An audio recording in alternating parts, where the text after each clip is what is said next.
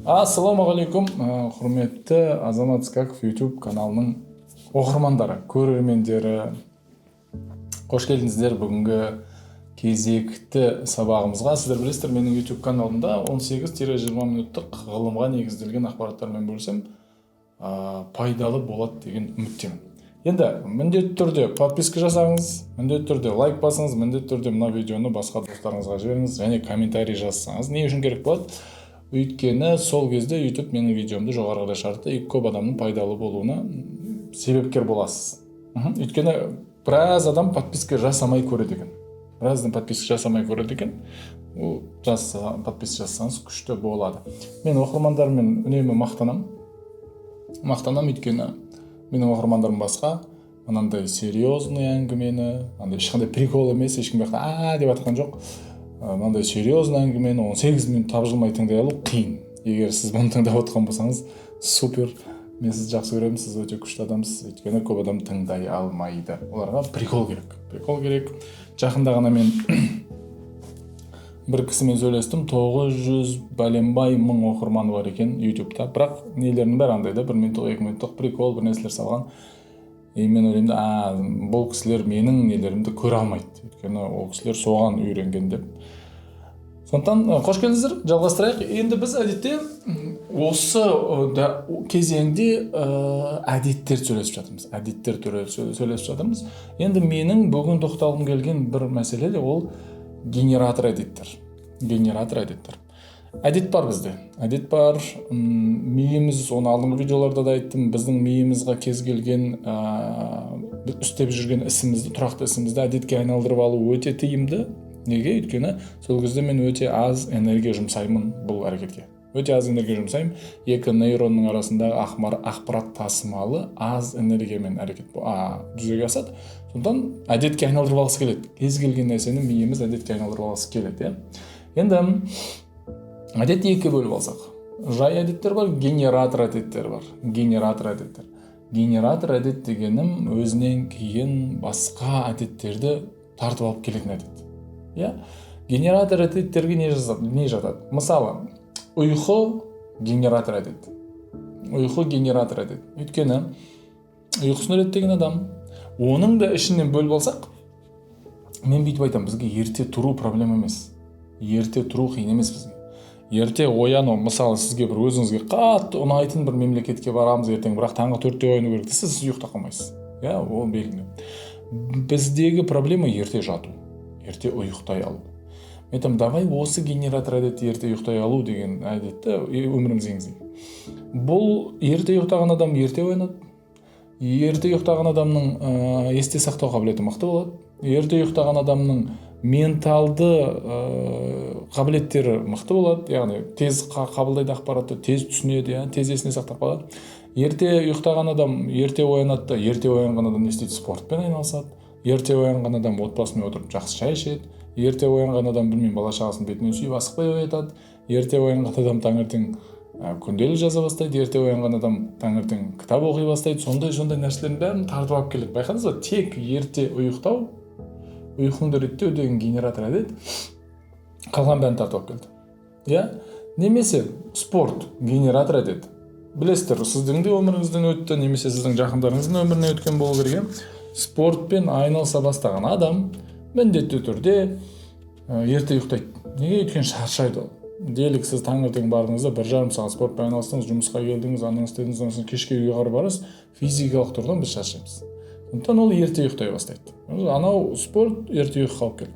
Ерте ұйықтаған адам қайтадан ерте оянады, ерте оянған адам анаудан бәрі кетеді, қосылып кетеді. Яғни спорт. Міндетті түрде барлығыңыз біреуді танисыз сондай, немесе сіз сондайсыз. Жай ғана жүгіруді бастаған едіңіз, артынан диета қосылып кетті, дұрыс тамақтану қосылып кетті, кітап оқу қосылып кетті, ұйқыңызды реттеп алдыңыз, жоспарлау жасай бастадыңыз, барлығы қосылып кетті. Сондықтан өте маңызды бір аспект генератор әдеттер ол ұйқы, генератор әдет ол спорт, генератор әдет ол дұрыс тамақтану, генератор әдет ол кітап оқу деген сияқты. Осы нәрселер сіздің өміріңізге енген кезде басқа да кішкентай әдеттерді тартып алып келеді. Осы бір методика, генератор әдет. Өміріңізге генератор әдеттерді енгізіңіз. Енді екінші бір менің сөйлесім келетін мәселе ол айна терапиясы. Айна терапиясы деген танымал бір терапия. Кімде? Дэвид Гоггинс бұны кітабында айтады. Дэвид Гоггинс кітабында айтады, басқа да кісілер айтады. Мынандай: айнаға қарап, менің атым қожадағыдай сөйлесу.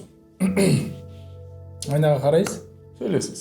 Кәдімгі айтасыз: маған менің бойымда, мына физикалық денемде немесе рухани бір денемде не нәрсе ұнамайды маған.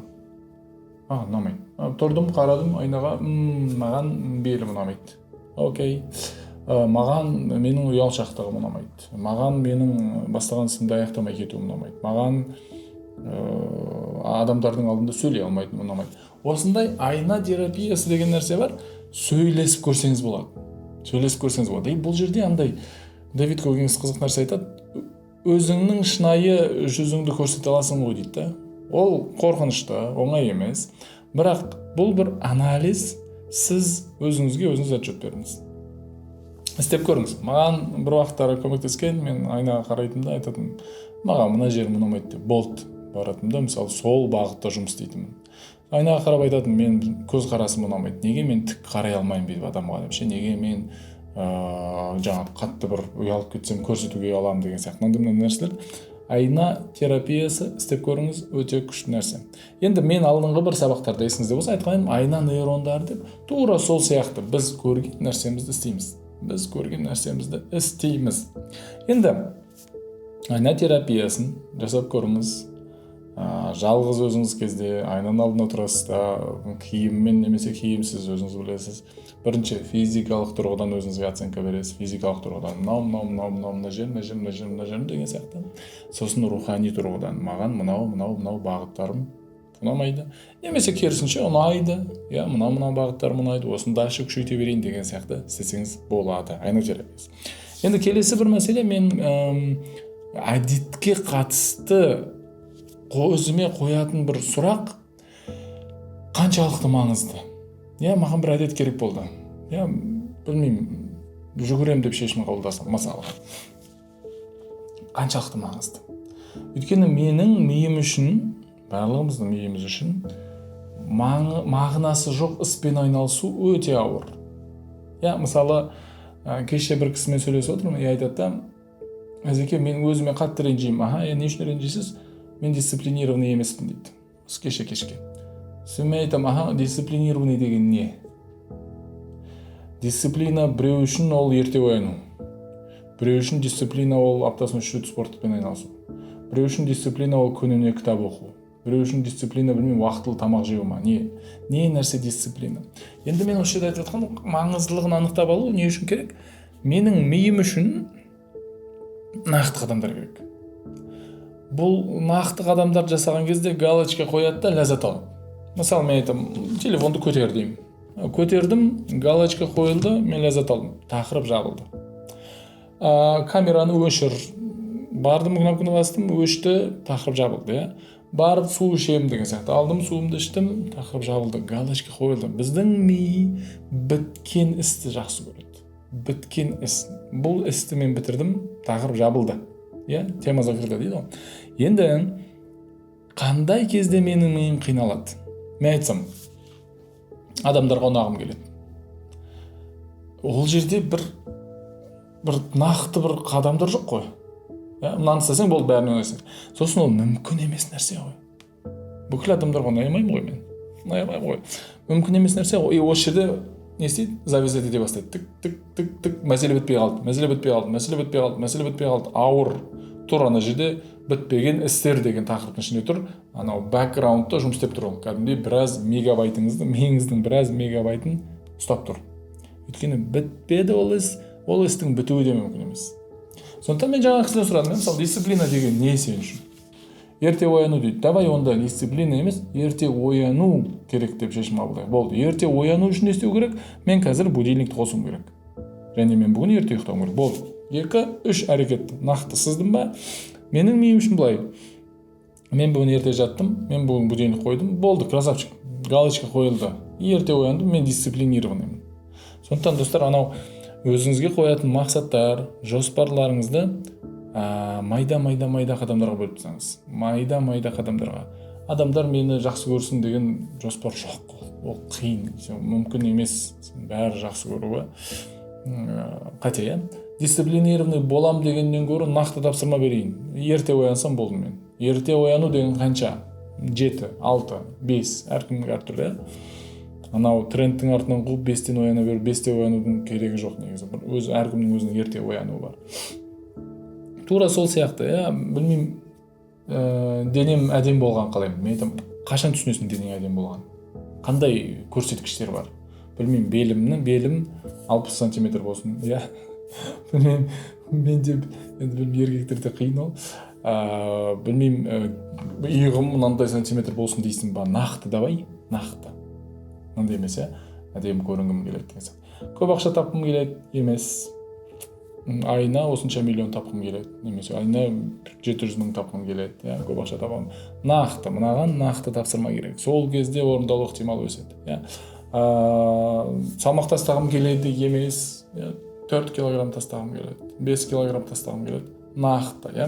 Енді осы тұрғыдан не үшін маңызды деген сұраққа жауап бере алуыңыз керек. Не үшін маңызды? Не үшін мен кітап оқуым керек? Ой, бәрі оқып жатыр ғой деген мен үшін жұмыс істемейді ол. Кітап оқысаң күшті болады екен, жоқ. Маған не үшін нақты кітап? Мысалы, мен сен кітабын не үшін оқуым керек? Мен айтамын, мен ұйқымды реттеуім керек. Енді сен кітабының ішінде, шатаспасам 84-ші бетте ғой, 84-ші бетте ма ұйқы туралы бар. И мен тұрамды, болды, мен ұйқымды реттеймін. Жоқ, 84-те емес екен. Ұйқымды реттеймін дейсіз. Болды, сол үшін мен мына кітапты оқуым керек. Окей. Андай емес. Бәрі оқып жатыр, күшті деп жатыр ғой, емес, иә. Жоспарлауды түсінгім келеді, өмірімді жоспарлағым келеді. Сен кітабында бар екен деймін, мен сол үшін оқығым келеді. Маңыздылығын түсінейікші. Маңыздылығын түсінбеген болса, қайта өзіңіз сұрақ сұраңыз. Неге? 5 рет. Неге мен кітапты оқуым керек? Өйткені мен ақпарат аламын. Неге мен ақпарат алуым керек? Өйткені мен сол кезде өмірімді өзгертемін. Мен неге өмірімді өзгертуім керек? Өйткені маған қазіргі жағдай ұнамайды менің. Окей, неге саған қазіргі жағдай ұнамайды? Өйткені бұл мынандай стандарттарға сәйкес келмейді. Болды. Түсінікті. Давай істейік. Сондықтан, не үшін маңызды деген сұрақ? Енді осы сұрақтан кейін автоматты түрде сізде қандай келесі сұрақ шығады? Не нәрсені мен қиюға дайынмын? Осы мақсатым үшін не нәрсені қиюға дайынмын? Мысалы, кейбір кезеңде мынандай болады, сіз бір мақсат қоясыз, жоспар қоясыз да, өмірімді өзгертемін, бүйтемін, мынандай нәрселерді кірсем, істеймін дейсіз де, жолға шығасыз.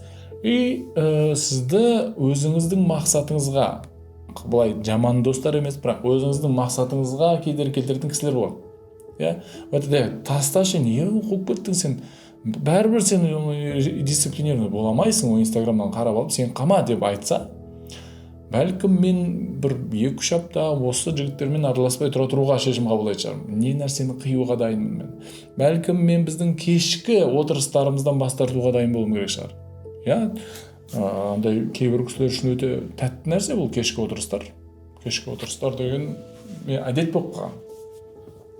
Маған келетін кісілердің кейбірлері айтады, андай мен кешке қарай осындай жерге бір заведение деп айтайықшы, ресторан бір нәрсеге барып отырып, бір нәрсені бүйтіп ішпесем немесе бір нәрсені шекпесем, кешке қарай отырамаймын дейді. Енді егер де мен өмірімді дисциплинаға енгізгім келсе, немесе өмірімді өзгерткім келсе, мен осы нәрсені қия алуым керек.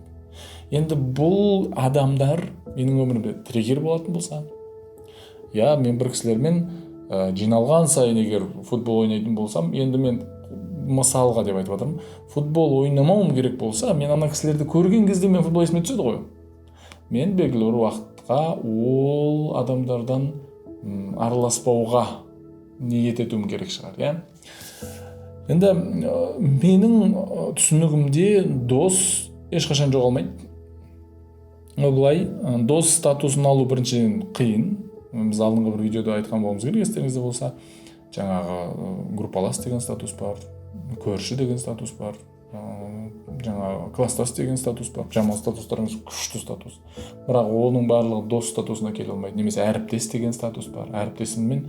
Мен әріптестеріммен өте күшті араласам, өте күшті, махаббат күшті боламыз да, бірақ жұмысымыз бөлініп кеткеннен кейін араласпаймын. Бұл деген сөз андай емес.